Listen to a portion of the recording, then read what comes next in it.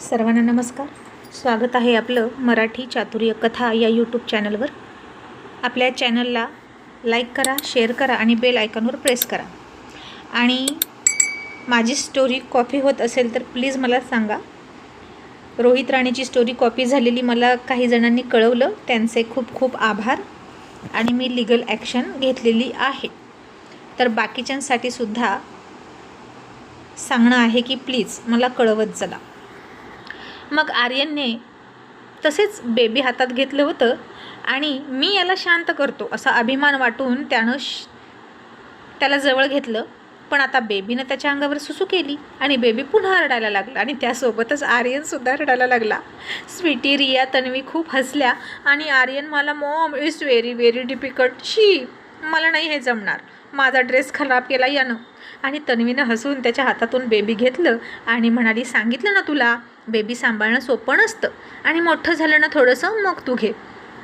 आणि आर्यन म्हणाला, मग मॉम याला गप्प कसं करायचं आणि हे रडतं तरी कशाला, आता याला काय कमी आहे सांग बरं. इतकं मोठं घर आहे, इतकी छान हवा आहे, इतके सगळे लोक आहेत, खायला प्यायला भरपूर आहे, तरी का रडतं असं म्हणून आर्यन त्या बेबीकडे आत्ताच रागात बघायला लागला.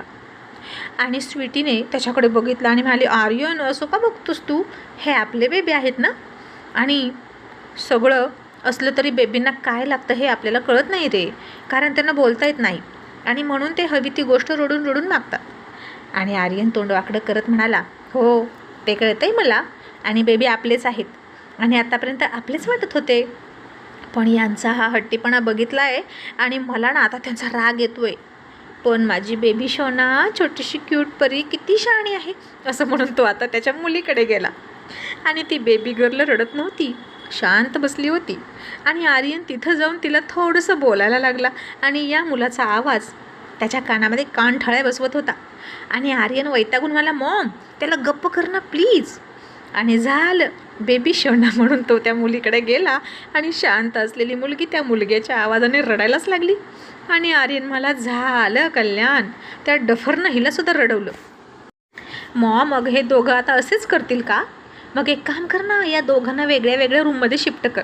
रिया म्हणाली, हो रे आर्यन असंच असतं, आता ते स्वीटीच्या पोटामध्ये एकत्र वाढले की नाही, एकत्रच खाण्याची पिण्याची श्वास घेण्याची सवय आहे त्यांना, तर ते आता बहीण भाव आयुष्यभर असेच एकत्र राहणार, हसणार रडणार एकत्र श्वास घेणार. त्या दोघांना लगेच कळणार एकमेकांचं काय दुखतंय काय खुपतंय आणि एकमेकांच्या डोळ्यात बघून ते एकमेकांच्या वेदनासुद्धा जाणून घेणार.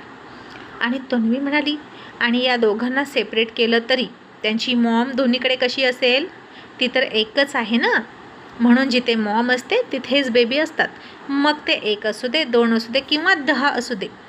आणि आर्यन शॉक बसून डोळे मोठे करून म्हणाला, 10 नको नको, 2 बास झाले. आणि हे सगळं ऐकलं आणि स्वीटी म्हणाली, मम्मी किती छान, हाऊ स्वीट, म्हणजे माझे दोन्ही बेबी एकमेकांना आयुष्यभर सपोर्ट करणार आणि कधीच भांडणार नाहीत ना. आणि आर्यन आर्यासारखे, हो की नाही. तन्वी हसली आणि म्हणाली, अगं आता बहीण भाऊ म्हटल्यावर भांडण हे असतंच आणि भांडण्याशिवाय मजा नसते. आणि स्वीटी म्हणाली, हो ना, मला तर भाऊ पण नाही आणि बहीणही नाही, मी कधी कुणावर तसं प्रेमच केलं नाही. आणि आर्यन म्हणाला, बेबी प्रेम नाही केलं कोणावर, पण लहानपणापासून भांडायला मी होतो की तुझ्यासोबत, तू मला तिकडं बोलवून घ्यायचीस किंवा तू इकडे यायचीस, पण भांडण सोडत नव्हती. आणि आई शपथ स्वीटी, तू विकेंडला भांडायची पण पुढचा पूर्ण आठवडा तू अजिबात डोक्यातून जात नव्हती. असं वाटायचं की नेक्स्ट वीक कधी येतोय, कधी संडे येतोय आणि कधी मी तुझा बदला घेतोय. आणि स्वीटी हसली आणि म्हणाली, मग आता घे बदला, आले तुझ्या घरात, विकेंडची कशाला वाट बघायची, आता रोजच आहे तुझ्यासोबत. आणि तन्वी हसून म्हणाली, हो हो, आणि त्यासाठीच तुझ्या मामानं त्याचा हट्ट पूर्ण करून तुला सून करून आणली. आणि आर्यन म्हणाला, मॉम बहीण भाऊ भांडतात, मग तू आणि मामा, डॅड आणि आत्तू कधीच कसे भांडत नाहीत. रिया म्हणाली, अरे आम्ही आता मोठे झालो, मोठे झाल्यावर शहाणपणा येतोच ना. आणि तन्वी म्हणाली, आता ते राहू द्या बाजूला रिया, अगं आता याला शांत केल्याशिवाय ती शांत नाही होणार. बेबी गर्ल स्वतः होऊन कधीही रडत नव्हती, जर बेबी बॉय रडलं ना तरच बेबी गर्ल रडते. असंच काहीचं निरीक्षण आता या 10-12 दिवसात त्यांनी केलं होतं. त्यामुळे तन्वी म्हणाली, आधी मुलाला शांत करूया, मग बेबी गर्ल आपोआप शांत होते. आणि हे ऐकलं आणि स्वीटी म्हणाली, आत्तू हाऊ स्वीट. म्हणजे तिचा भाऊ रडतोय ते बघून तिलाही रडू येते का? किती प्रेम करते ना ती आत्तापासूनच भावावर. आणि आतू मोठं कोण आहे? आणि आर्यन म्हणाला, स्वीटी अगं दोन्हीही सेम आहेत की, एकाच वेळीने आले ना तुझ्या पोटातून. तन्वी म्हणाली, नाही आर्यन, एकाच वेळी नाही म्हणता येणार. आणि मोठी मुलगी आहे, फक्त आणि फक्त अर्ध्या मिनिटांनी मोठी आहे ती मुलापेक्षा. आणि आर्यन टाळी वाजून म्हणाला, वाव, फक्त अर्ध्या मिनिटांनी मोठी. मी आयुष्यभर आरूला म्हणत आलो की मी तुझ्यापेक्षा 5 वर्षांनी मोठा आहे, 5 वर्षांनी मोठा आहे. आणि किती रुबाब करतो तिच्यावर. आणि आत्ता माझी बेबी डॉल फक्त 30 सेकंदानं मोठी, मग तरीही तिचा रुबाब असणार ना. आणि तन्वी म्हणाली, हो, पण आता हा रडायचा राहीना आणि मी तुझ्याशी काय गप्पा मारते आर्यन, तू बाहेर जा. आणि आर्यन म्हणाला, का? मला पण बघू दे की तू त्याला कशी शांत करते. मी नाही जाणार. आणि मला डॅडनी त्यासाठी तिथं बसवले की मी बघावं तुम्ही बेबी कसे सांभाळता. आणि तन्वी म्हणाली, आधी तू मोठा हो, सारखा मॉम डॅड आणि रडतोस, आणि मग बेबी सांभाळायला ये. आणि आता त्याला दूध पाजावं लागेल, तू बाहेर हो. आणि आर्यन निर्लज्जासारखा म्हणाला, मॉम, माझ्यासमोर पाजायला काय हरकत आहे? मी थोडीच नवीन आहे, मी तर जुना आहे. हो ना स्वीटू, आणि मग मला सगळं माहीत आहे. आता हे ऐकलं आणि स्वीटीनं लाजून चेहरा झाकला आणि तन्वीनं त्याला फटकाच दिला आणि म्हणाली, थांब, आता अर्जुनला फोन करते आणि तुला इथून घेऊन जायला सांगते, खूप बदमाशी वाढली आहे तुझी. आणि आर्यन इतक्या लवकर बायकोचा विचार करायचा नाही, समजलं? 2 बेबी आहेत तिच्याकडे, तिच्यावर जबाबदारी आहे, त्यामुळे तिला 3रा बेबी लवकर जवळ नकोय. म्हणजेच तू अजिबात तिच्याकडे फिरकायचं नाही. आणि आर्यन म्हणाला, ओ माय गॉड मॉम, लवकर म्हणजे आणखीन किती दिवस मी दूर राहायचं? आणि तन्वी म्हणाली, 2 वर्ष. आणि आर्यन म्हणाला, मॉम, काहीही सांगू नकोस. मी जन्माला आलो, आर्या जन्माला आली, तेव्हा डॅड तुझ्यापासून इतके दूर राहिले का? आणि आता रियानं तर डोक्यावरच हात मारला आणि तन्वीनंही डोक्यावर हात मारला आणि याच्या जिभेला काय करावं तिला कळेना. तन्वी म्हणाली, आर्यन, आता तू जास्त फाजीलपणा करायला लागलेला आहेस. आणि बघ रे किती रडतोय हा, त्याला दूध पाजायचं आहे, जा ना तू.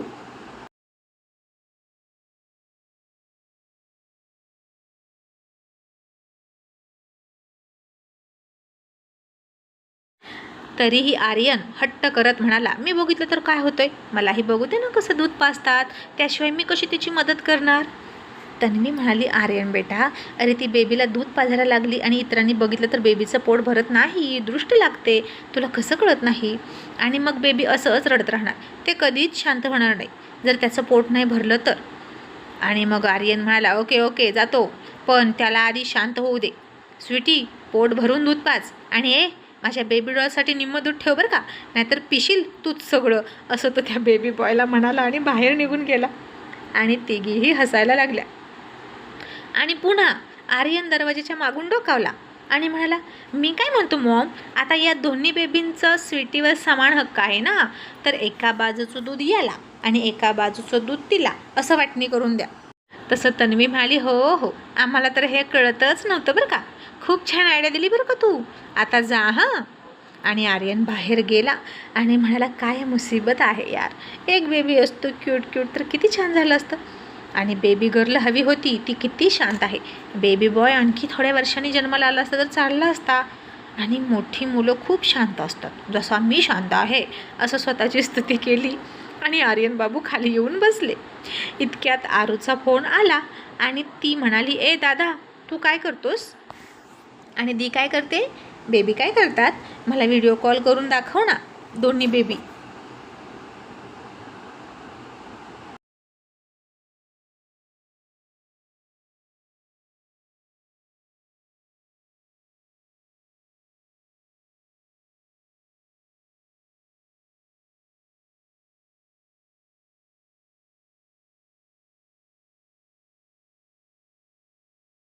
आणि आर्यन म्हणाला, तुझी दी बेबींना दूध पाजते, आणि प्रिन्सेस, तू 2 बेबी करू नकोस, माझा सल्ला नीट ऐक. आणि हे मी तुला कशाला सांगतोय, तुझ्या इंद्राजीला सांगतो, खूप डिफिकल्ट असतो गं 2 बेबी सांभाळणं.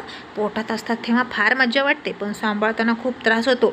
4 लोक असतात सोबत तरी राहत नाहीत. आणि मला एक कळत नाही, इतकं छोटं बेबी इतक्या मोठ्या माणसांच्या नाकमध्ये दम कसं करू शकतं, ऐकतच नाही यार. आणि आर्या हसली आणि म्हणाली, दादा कोण रडतंय? आणि आर्यन मला, छोटू रडतोय. आणि जे छोटे असतात ना ते फार हट्टी असतात, चिडके असतात, रडके असतात. आणि आर्या म्हणाली, म्हणजे मुलगा छोटा आहे का? आणि आर्यन म्हणाला, हो. आणि ती शांत आहे ना मुलगी, ती मोठी आहे फक्त आणि फक्त अर्ध्या मिनिटांनी. आणि ए प्रिन्सेस, किती छान ना, माझी मुलगी माझ्या मुलापेक्षा फक्त अर्ध्या मिनिटानं मोठी आहे. आणि आर्यासुद्धा हसली आणि म्हणाली, हाऊ स्वीट. पण तू जे म्हटलं ना की छोटी मुलं रडकी चिडकी असतात, ते साप चुकीचं आहे. आणि आर्यन म्हणाला, त्यात काय चुकीचं आहे? आणि आर्या म्हणाली, खरं तर हे आहे की मुली शांत असतात, मुलं चिडकी असतात, रडकी असतात. मला माहीत आहे मी लहान आहे म्हणून तू टोमणा मारतोस, पण एक गोष्ट लक्षात ठेव, जी मुलं असतात ना, मुलं ती खूप रडतात, खूप त्रास देतात. मुली शांत असतात, जशी की मी शांत आहे आणि तुझी मुलगी शांत आहे. आणि आर्यननं डोक्यावर हात मारला आणि सोफ्यावरून उठला आणि मला, अय अय अय, कसलं क्रेडिट घेतेस तू? असं सांगून तुला काय म्हणायचं आहे गं, की तू खूप शांत आहेस ना? No no no no no. मग 19 वर्ष जे आम्ही भोगले ते काय होतं? Mrs Arya, you are very very angry person. आता झाली असशील तिकडे जाऊन शहाणी, पण आम्हाला तुझा शहाणपणा कसलाच दिसला नाही. त्याचा सगळा वायदा तर तुझ्या नवऱ्याला झाला आणि आम्ही मात्र सगळा त्रास काढला. आणि आर्या म्हणाली, दादा असं नाही बोलायचं, मी लहान आहे म्हणून तू खूप फायदा घेतला आणि दादागिरी केली. आणि हा फायदा नाही का झाला तुझा, की तू दादागिरी केली? दरवेळी कॉलर टाईट करून म्हणायचा, मी तुझ्यापेक्षा 5 वर्षांनी मोठा, मी तुझ्यापेक्षा 5 वर्षांनी मोठा. आणि मोठ्यांचं ऐकायचं. आणि काय करत होतास? किती दादागिरी करत होता. मॉम डॅडसुद्धा तुझ्याच बाजूने. ते नेहमी मला म्हणायचे, दादा सांगेल तेच ऐकायचं, दादा मोठा आहे. घरीसुद्धा, एखाद्या पार्टीमध्ये सुद्धा आणि कॉलेजमध्ये सुद्धा तू माझ्यावर खूप दादागिरी केली. आणि आर्यन मला, प्रिन्सेस याला दादागिरी नाही म्हणत, त्याला प्रोटेक्शन म्हणतात. मोठा दादा तुला प्रोटेक्ट करत होता आणि तुझ्या सेफ्टीचा मला किती टेन्शन असायचं हे तुला माहीत आहे का? जेव्हा लग्न करून गेलीस तेव्हा मी सुटलो तुला इंद्राच्या हातात देऊन.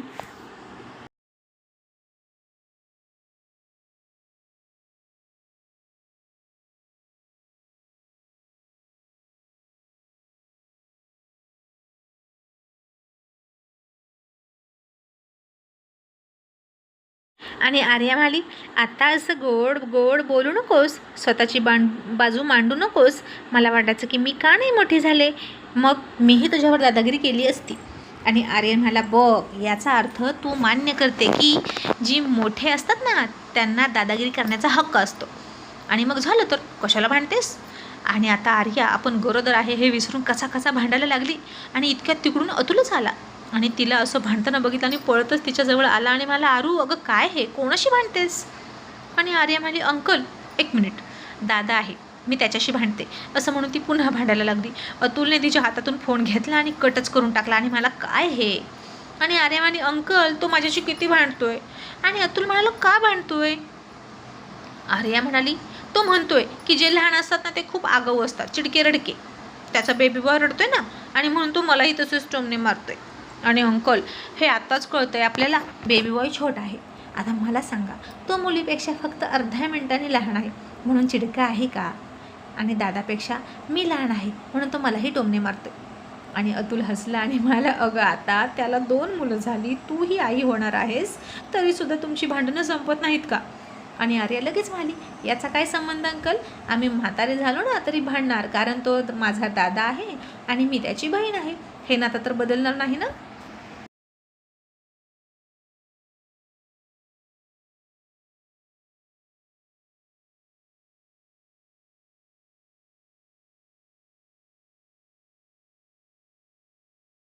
आणि अतुल म्हणाला, अगं बेबी, पण बहीण भावाचं नातं एकमेकांवर प्रेम करण्यासाठी सुद्धा असतं, मग ते नाही करत कधी तुम्ही, सारखे भांडत असता. आणि आता काय तुमच्या भांडणाची मुलं झाल्यावर दुसरी इनिंग सुरू झाली का?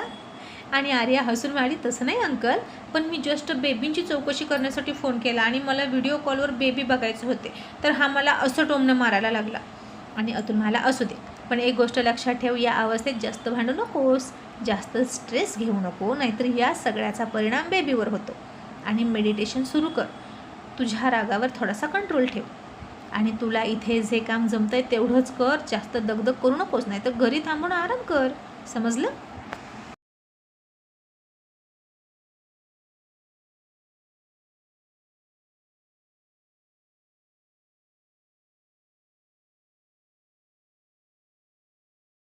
आणि आरू म्हणाली, नाही नाही अंकल, मी नाही घरी थांबणार, मला शक्य आहे तोपर्यंत मी येत राहील आणि मेडिटेशन वगैरे डॉक्टरांच्या सल्ल्यानं सुरू करेन.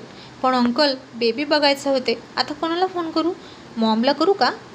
आणि असं म्हणतात की जर आपल्याला क्यूट बेबी व्हायचं असेल तर क्यूट बेबीचा फोटो बघावा. अतुल, मला हे तर खरंच आहे. मग तुझ्या रूममध्ये तुझ्या इंद्राजींनी काही फोटो आणले नाहीत का? तू त्यांना बघ, तुझ्या इंद्राजीला बघ, म्हणजे तुझे बेबी त्यांच्यासारखं होईल.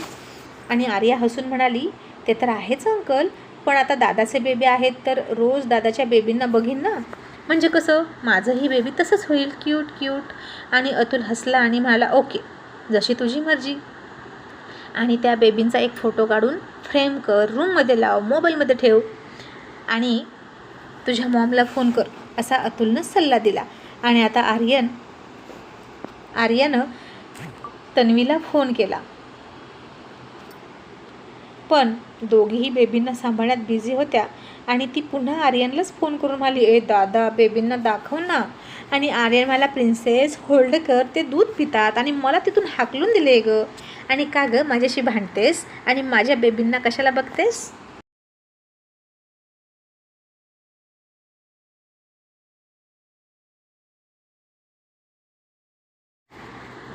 आणि आर्या पुन्हा हायपर झाली आणि म्हणाली, म्हणजे हे बघ, ते फक्त तुझे नाही तर स्वीटी दीचे पण बेबी आहेत आणि माझा त्यांच्यावर तुझ्यापेक्षा जास्त हक्क आहे, कळलं?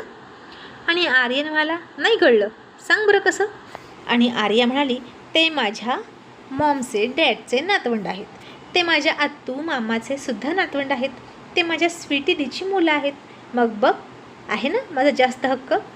आणि आर्या म्हणाला, यस यस, गिरी तो बी टांग उपर, असं आहे तुझं. आणि जर आता तुला बेबींना बघायचं असेल ना तर मला टोल द्यावा लागेल.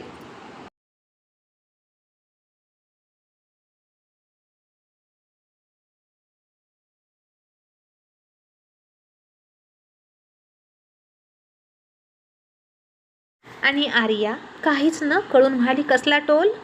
आर्यन म्हणाला, से सॉरी, सॉरी म्हण. आणि ती म्हणाली, सॉरी फॉर व्हॉट, मी काय केलं? आणि आता जास्त भाव खाऊ नकोस, तुझी मुलं आहेत म्हणून. आणि आर्यन पुन्हा हसला राक्षसासारखा, हा हा हा, आणि म्हणाला, बघ बघ, आता तूच मान्य केलं की ती माझी मुलं आहेत.